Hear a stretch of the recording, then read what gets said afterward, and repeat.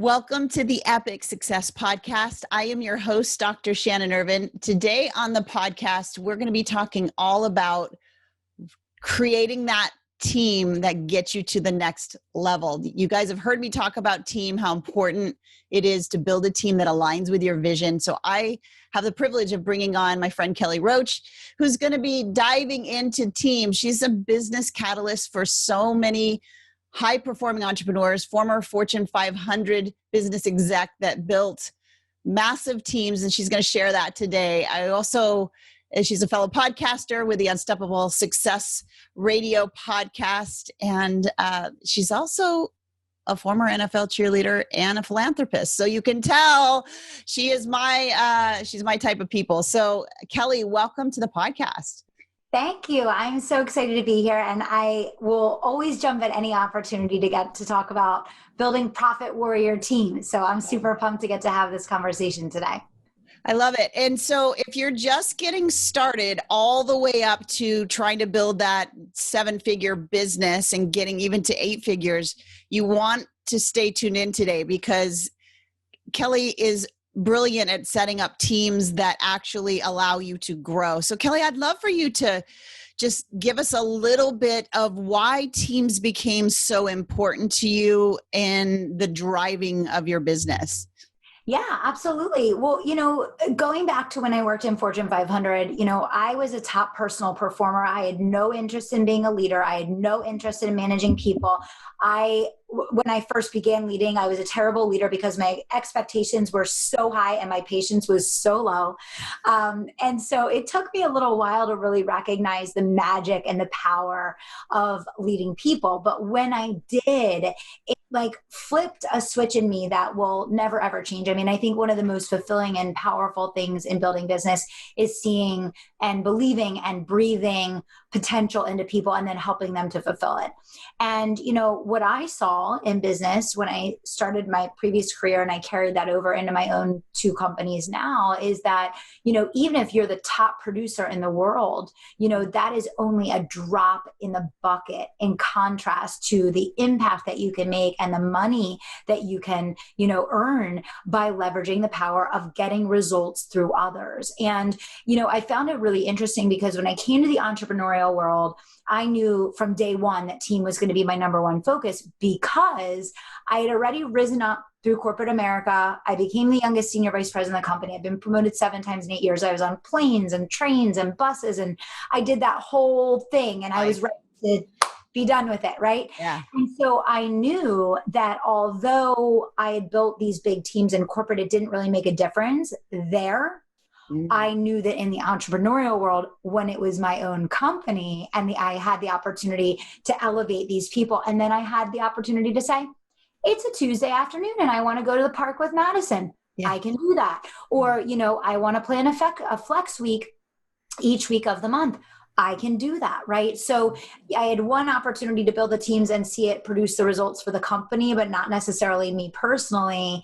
And then when I started doing it in my own company, I think the biggest thing with entrepreneurship is everyone thinks that if they just get one more client, if they just grow their revenue a little bit more, that the freedom is going to come out of the sky. And the problem is in entrepreneurship, the more revenue you produce, the bigger your workload is, unless you leverage team.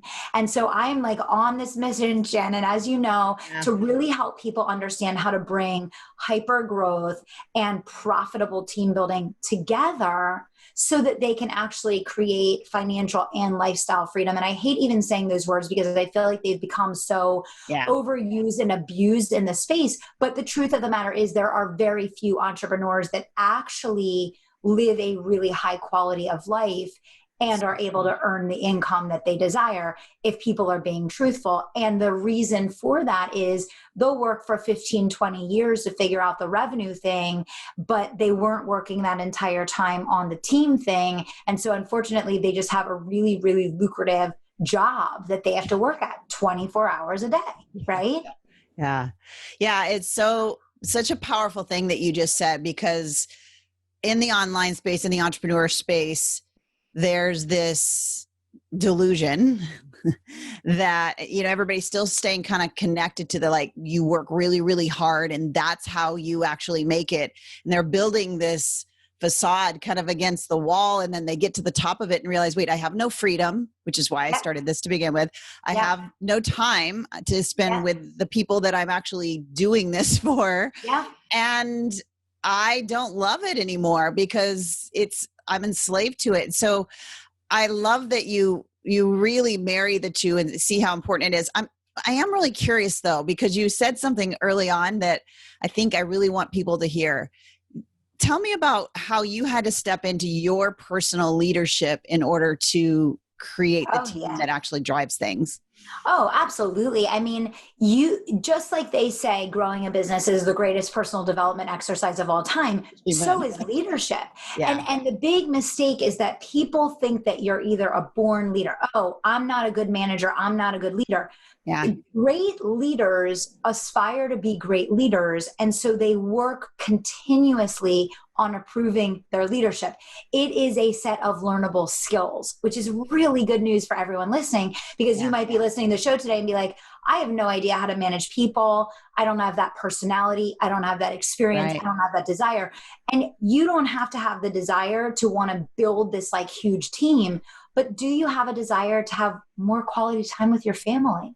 Do you have the desire to be able to take a vacation and still have sales coming in every single day and be able to turn off your phone? When I go on vacation, people always say, I always make the joke with my team, everyone thinks I never take a vacation. Because when I go on vacation, I turn off my phone, I put it in the safe, and it stays there for the week. Now, most influencers are literally on their phone taking pictures the entire vacation. So people think they vacation all the time. No, they are working 24 hours a day. Yeah. And so people always say, are you okay? You need a vacation. I'm like, I take 7 to 10 weeks off a year, but I'm not going to spend my time with my 6-year-old daughter taking selfies. Right.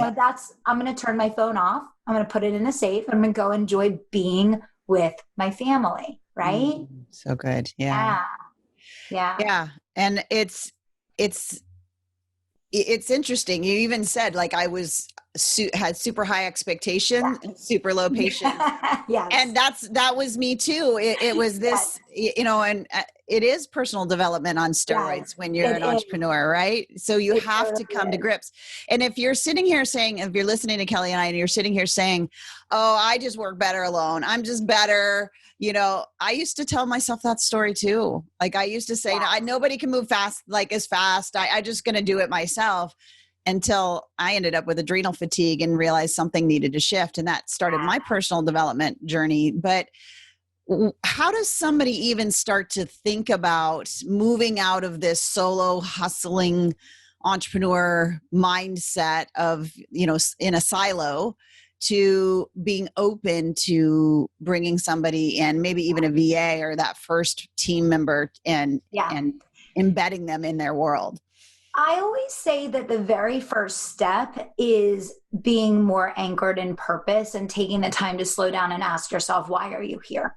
Yeah. Because the vast majority of entrepreneurs spend their time on completely meaningless tactical tasks that they have no business doing, that have nothing to do with them fulfilling their purpose or their reason for being on the planet.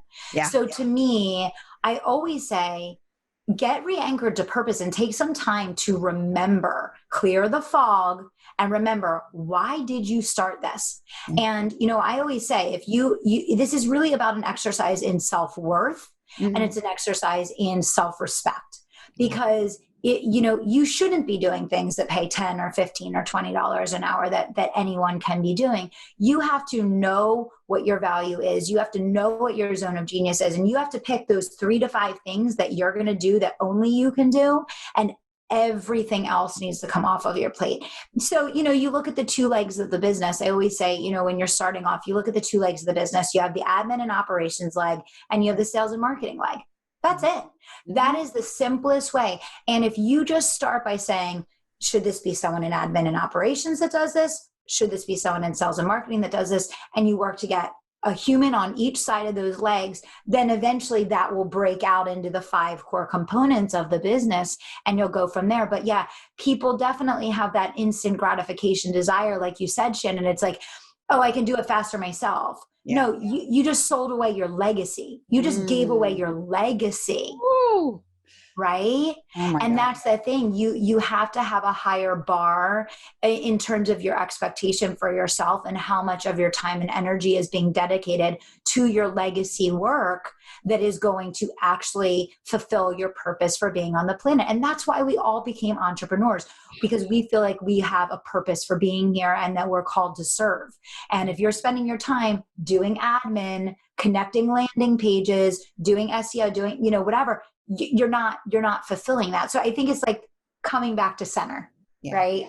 Yeah. What Kelly said is so powerful. And I've shared my journey. So if you've been listening for a while, you've heard when I took a shift from just trying to bring in more people into my ecosphere to no, I want to help 1 million people train their brain to transform their business. And it was when that started driving, then I had to have a team by me. Like I had to have more than just me moving this mission forward. And honestly, was a game changer for me outside of my own training my brain, my own personal development. It's been still is the thing that is the driving force. I'm curious, can you share, because you've worked with so many people from, just getting started in their business all the way up to multiple 7 and 8 figures. Yeah. What are some of the things you see entrepreneurs hanging on to dear life to continue to do that is actually stopping their success?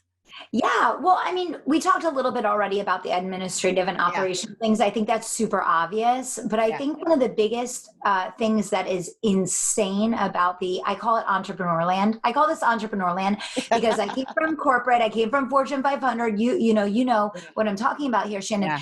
A lot of business principle and practice did not make it to entrepreneur land. They just skipped. I don't know why. I don't know what happened. So what blew my mind when I started learning what was going on in the entrepreneurial world was that entrepreneurs were not ever taught to bring people into their business to do selling for them. Yeah. And I didn't understand that because every business that I knew, every business that I worked for and sold to, of course, your sales force is like your most important department of the business, right? Yeah. And so just to take a little bit of a different angle on it, Shannon, the thing that blows my mind, and one of the things that I work with my clients to do right away is to bring on a social seller, and they'll go from generating, $10,000 a month in their business to $100,000 a month in 1 or 2 launches just because common sense. You have someone that now their focus, their energy, their career is tied to generating sales, which makes sense, right? Yeah. So, it's those little things of stepping back and looking at how you're building your business, getting out of this entrepreneurial bubble and really looking at it from the standpoint of good business practice and principle.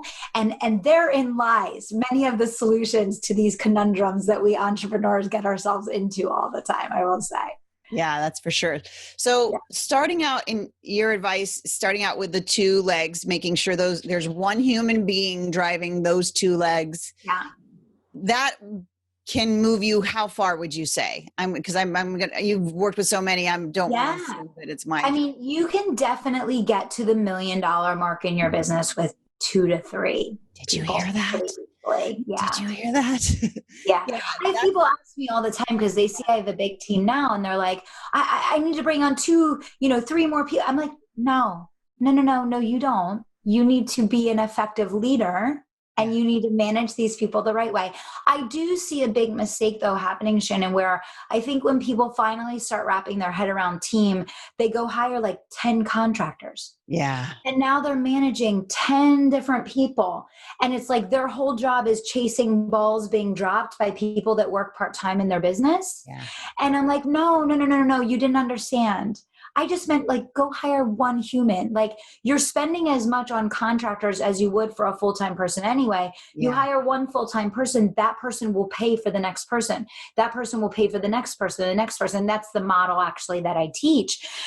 So I would say also to everybody listening, be really careful of getting stuck in this trap of outsourcing, which again is another thing from entrepreneur land. Yeah. Because everyone is so proud of the fact that they run their business with just a VA from the Philippines. And this story has been sold to everyone that if you just hire a VA from the Philippines and pay, $100 a month, you're going to have $1 million business and everybody's going to be rich and happy and retired on the beach. That is not how it actually works.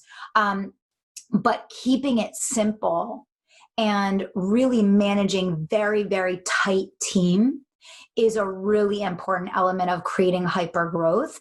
And I think that's one of the traps that people fall into when they do start getting help. Finally, they have it so segmented out that they're spending hours and hours every week just coordinating and managing all of these different entities in their business instead of having like this cohesive unit that operates all together. So that's really important too. Yeah, that's a trap I definitely fell into, was amazing contractors. There's nothing against them specifically. They were amazing at what they did. But what I recognized a few years back is all of a sudden I'm like, all I'm doing is managing. And that's not why I started to do this. So, I mean, I'm just being real about the mistakes I've made, because I think a lot of people, and of course we know this is true, we compare our beginning to somebody's end and think, oh, well, they never struggled. And that's not true. I think, part of why Kelly's dealing with this is because she's walked through it too. Yes, 100%. So how do you move from those two super committed people to growing to $1 million vision and beyond? Yeah. I mean, once you have someone on board that is fully committed to sales and marketing in your business, you can get to the $1 million mark. You don't need to keep adding more and more people. I think it's really about having a dialed in system for client acquisition and then retention and ascension.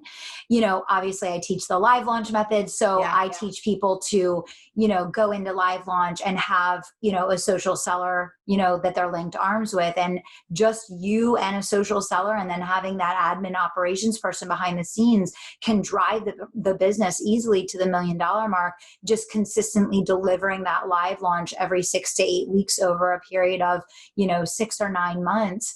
And, we see this. And so I think just a lot of things, what's really interesting about the entrepreneurial space is that the vast majority of people teaching business in the business space don't have actual business experience. Yeah.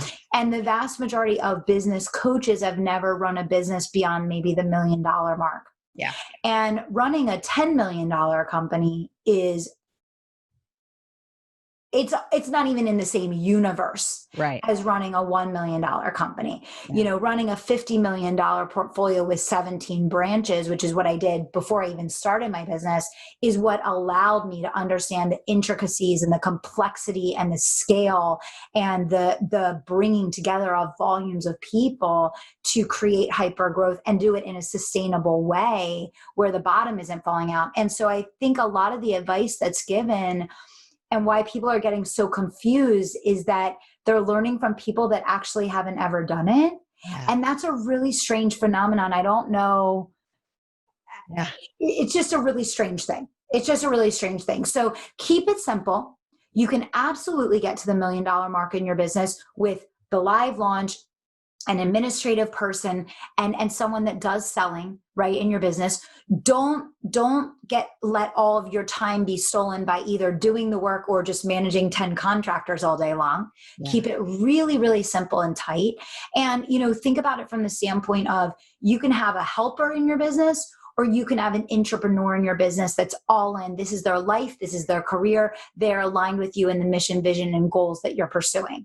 And I think understanding the mindset around who you hire and how you hire is really going to determine the results that you get from having these two people, by your sides as you go to do this. Okay, I want to dive into that exact thing that you just talked about. But when you said what you said, that really sparked something in me. Like, I think about how I hired outside of the entrepreneur space, and I looked at a resume. Like, I actually saw that they had the experience before I brought them in.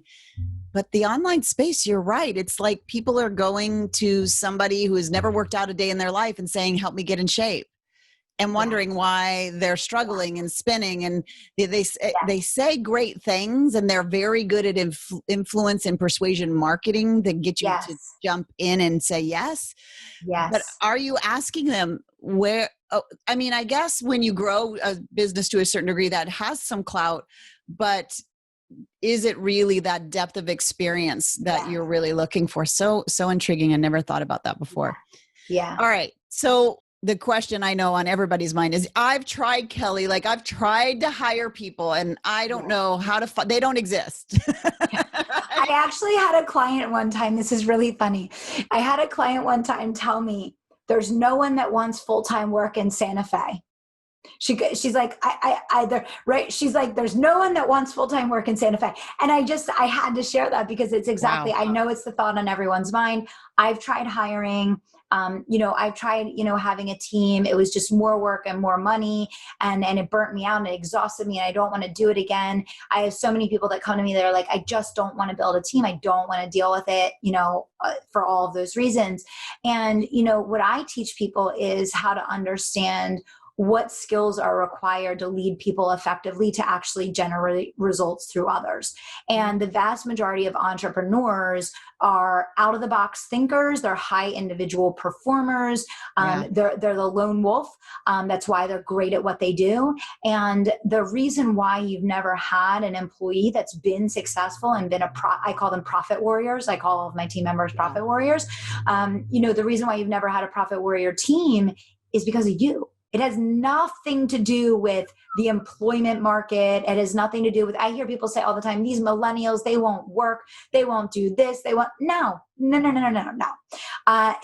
There are people from every walk of life at every age and stage that would happily join and link arms with you inside of your organization and dedicate their life and their career to perpetuating your mission. But you have to be the kind of person that is going to inspire someone to make that commitment to you. And, that's why I built Legacy Leaders, to really focus on teaching people these skills, because they are a set of skills. And what I always say is, the performance that you see in your people is always a mirror of you. Ooh. Anytime I see something happening on my team with one of my divisions that I am not happy with, the first thing that I do is I go, okay, there's something about how I'm leading right now that is causing this outcome, this attitude, this mindset, and there's something that's lacking in my leadership that needs to change in order to create this outcome. And literally, don't you know, Shannon, every time that change happens in my leadership, it immediately translates over to the team. The cap on the team is us. Yeah. The cap on the team is always us. So the more we grow, the more they grow. But it's kind of like going back to where we started the conversation. You have to have a desire to want to learn and master these skills. And you have to get yourself to a place of getting excited about this idea of releasing the instant gratification of, oh, I can just do it myself faster, and really getting excited about the possibility of creating true freedom in your business, where you can trust your team, to lead, to sell, to serve, and to manage your clients without you. What would you say are like the top 3 characteristics that you see in people that are at that 7 or 8 figure that are really good, like leading through their team and are really doing it? What are some of those top 3 characteristics that you see consistently? Yeah. The number 1 is commitment. Above all else, it's commitment to their team. Yeah. I see a lot of people that see their team as a nuisance, a frustration, a tool, and a transaction. Yeah. And all they're focused on is my team giving me the output that I want? And the people that are generating exceptional results through their team, the people that I'm having the most success coaching at this level, at the 7 and 8 figure level, that are getting these results, are the people that no matter whether they were a terrible leader in the past or even had leadership experience, they've made the commitment to make it a priority to become a strong leader. Yeah. So you don't have to be great to get started, but you have to make that decision. So that's number 1. Number 2 is really focusing on an organizational plan and a developmental system for how you successfully elevate people in your organization and onboard them effectively with a curriculum and a really truly dialed in system for how you're helping them to achieve their goals. I find that a lot of times we do the brain dump and the transfer, boom, and then what happens is a big old boomerang comes back around and lands right back on our lap, right? So another thing that I really try to teach people and legacy leaders is how to develop, an onboarding curriculum, a training plan, a system within your company that can be used over and over and over again that is going to allow people to, take ownership of what you are delivering to them to own and lead on, and to be able to get them to the point where forever they can do that without you. I'm a huge believer in collaborative leadership. My leadership style is extremely collaborative. I don't micromanage. I set an extremely high bar, but I'm unbelievably committed and invested in providing the tools, training, resources, and coaching to, elevate people to the level that they're able to perform and deliver on those expectations that I'm setting out. And that's a huge mindset. Yeah. It's a huge, huge mindset. And it's a huge investment and commitment to make the decision to do that. But, for your legacy to continue on beyond you, that's the only way that will happen. It's very black and white, right? Yeah, it really is black and white. Do you have in the online space, there is this interesting thing that doesn't exist in the offline space, in this whole idea of an integrator, like this one human being. We would call it a director of ops before, but it's called an integrator. And I'm curious your opinion, how you see that role and how a role like that exists in legacy leaders and how you coach. Yeah, I see that role fail a lot. And the reason why that role fails a lot is because it breaks a lot of the common sense rules that are taught about span of control and leadership. And, I had someone come to me the other day. It was a very new client that I just started working with, and they just joined Legacy Leaders, actually. And I guess they had come from the world where they were taught to hire an integrator. And they said, I hired this integrator and, really counted on them and I really relied on them. And all 15 of my people reported in through them and they left. And I said, if all 15 people reported into you, you would have left too. Span of control for someone to lead effectively and for the people to get the proper development and coaching and accountability to be a really high performance team should be at 5. So every leader should have a span of control of about 5 people. And then of course, that's why there's hierarchies in companies. I know there's this whole movement about eliminating hierarchies. The reason for hierarchies is not because it's like a king on their kingdom. It's allowing people to have span of control in which they can deliver on their promise in the role that they have by dedicating enough time to each human being to help them to meet their potential. And that's a lot of times confused. So the idea of having a human being that's going to do everything for your business, manage all of your people, have everyone report up and through them, and you're going to be happy with the outcomes is going to be really, really rare. Really, really rare. Instead, what I would look at is departments or divisions that have leaders, which is that's how my organization is set up. We have a vice president of sales and marketing, and then the marketing director and the sales director report into them. We have a vice president of development, and all of the pod leaders and managers report up and in through them. And then they each have a span of control underneath them. And that allows each person to actually do their job. And so I don't think there's anything wrong with the integrator role. I think the concept of an integrator is excellent. I think the idea of, moving your whole business under this one person like that is very, very risky. And a lot of times what just happened to this client happens to a lot of people. Yeah. And that's the other thing you have to think about as you build team is risk management, sustainability, really making sure that any person can leave at any time and the business will sustain. And that's really important as well. So when you're working and you're building this team for the first time, what are some of the things that they should be asking for in terms of putting a job opportunity out there? Where should they be putting it out there? Where should they start looking? I'd love for you to break that down, Yeah. because a lot of people, again, it's following just what is getting regurgitated online. Yeah. You mentioned, just the Philippine VA, and that is so true. And so like, where are you going for quality people, and how are you coaching your people to go and find them? So the people that know and understand your brand and how hard you work and what your mission and vision are many times going to be the best sources, and referrals are tending to be the best hires. And, entrepreneurship is such a unique animal, and what you're going to require of this person is going to be very different than, a typical job. And so it's really important that the source by which this person comes to you is someone that understands that unique requirement. And so social media, your online networks, your email list, your podcast, your stories, your news feed, your friends list, that's really going to be your best source, right? Yeah. And it's funny, we don't think about that. We think it's got to be outside of our ecosphere, but in reality, those in our ecosphere, and I've learned this through, I have a coaching certification, and they're getting master neurocoach certified.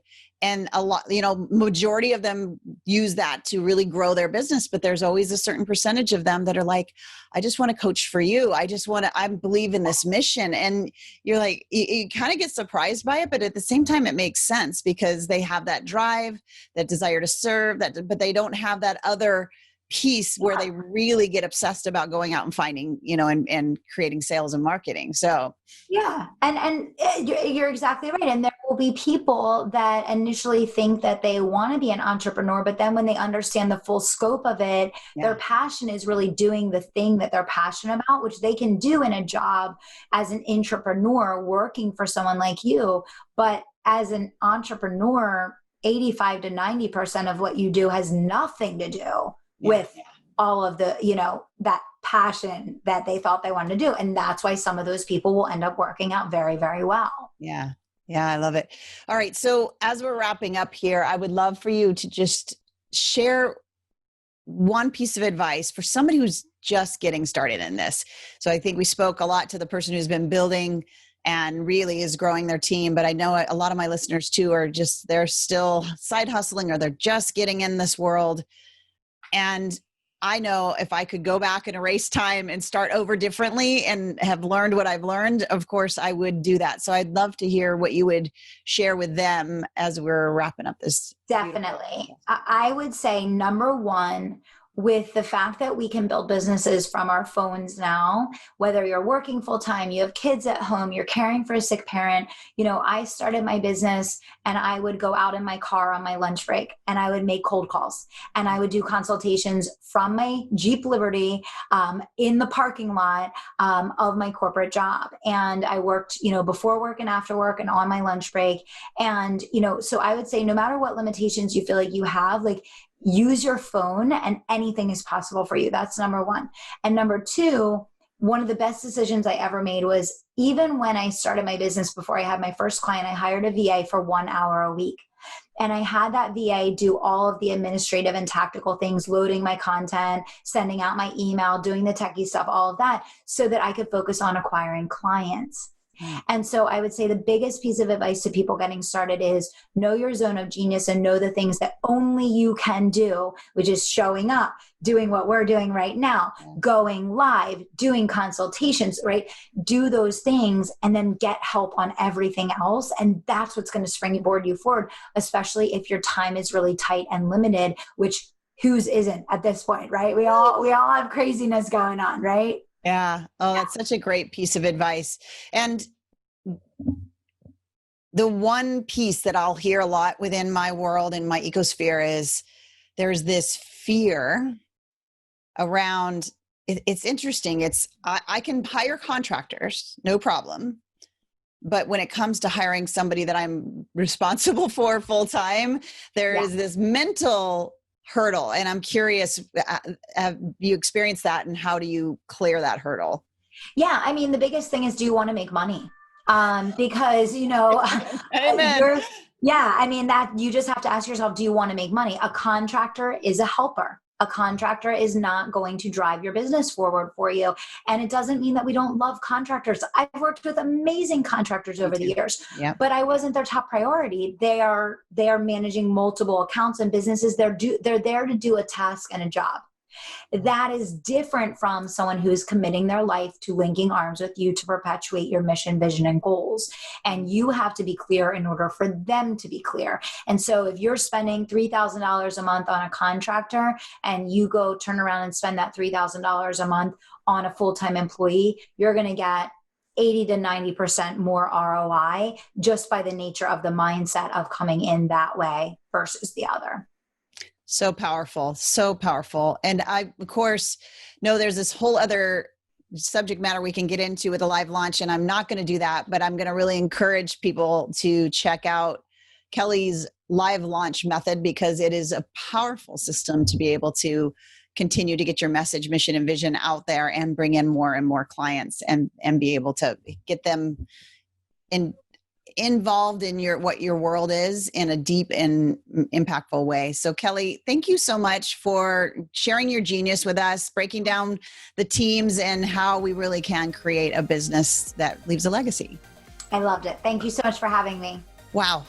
All right. I've been wanting to do an interview with Kelly for a while. She's a powerhouse when it comes to building teams, setting up a legacy movement. Look, a legacy movement's not for everybody. Some of us are just content with being a solopreneur and a VA, and that's good. And that's what success feels like to you. And if that's you, then that's amazing. And I really encourage you to keep going with that. But if you are someone who really wants to build into the next generation, you want to create a profit that allows you the freedom, I really want to encourage you to start to lean into learning teams and learning how to develop your personal leadership to get to that level, because it has been a game changer in my offline businesses. It's been a game changer, certainly here online. I'm madly in love with my team, and they know this, but I can't do it without them. And that's a good feeling, knowing that the mission will not die with me, because they hold it as high as I do. Tell me what really stood out to you during this podcast. What was it that you're going to take away? Tag Kelly and I on socials, on Instagram and on Facebook and TikTok if you're there. And until then, we will see you next week on the Epic Success Podcast. Bye for now.